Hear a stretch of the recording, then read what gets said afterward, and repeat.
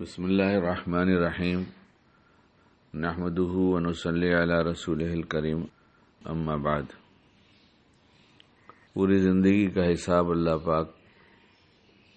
لیں گے یہ پہلے بتا دیا ہے، اور جہاں جہاں آدمی ناکام ہونے کے امکانات تھے وہ شعبے بھی بیان کر دیے،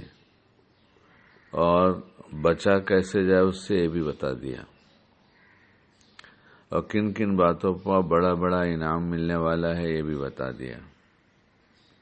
ان باتوں میں سے ایک بات یہ ہے، اپنی ضرورت سمجھ کر بیان کر رہا ہوں، اللہ مجھے کہنے سے زیادہ عمل کی توفیق عطا فرمائے، کہ میں اپنا مرض جانتا ہوں،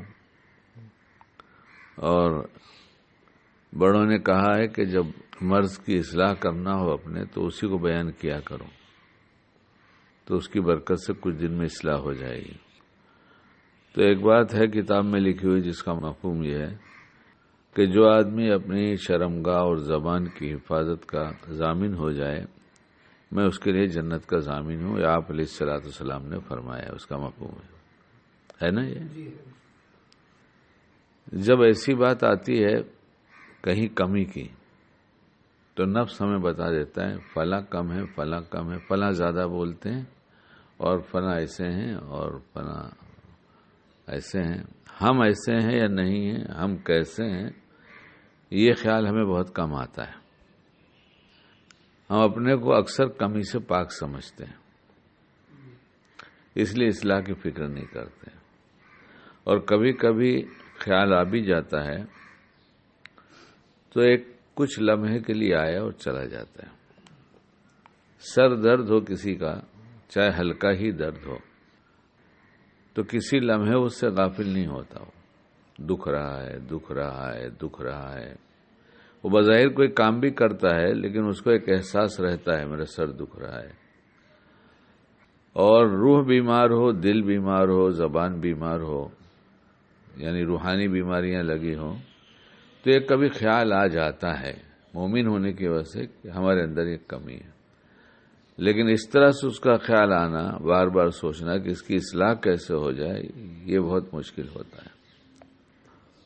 اپنے بارے میں جانتا ہوں اس لیے اپنا حال کہتا ہوں، لیکن بزرگوں سے پوچھ کر جو علاج کیا تو اس میں ایک بات یہ سمجھ میں آئی کہ صبح میں ہم اپنے مرض کا استحضار کریں کہ اللہ میں بہت بولتا ہوں، میں اپنی زبان پر کنٹرول نہیں کر پاتا، اور یہ تھوڑا سوچ لینا کہ یہ ضمانت جو ہے وہ میری بھی ضمانت لی جائے گی، یہ ضمانت میرے لیے بھی ہے، میرے حصے میں آئے گی کہ آپ علیہ الصلوۃ والسلام جنت کے ضامن ہو جائیں گے، یہ ہمارے حصے میں ہے یا نہیں ہے؟ اگر ہے تو ٹھیک ہے، اور نہیں ہے تو کوشش کریں۔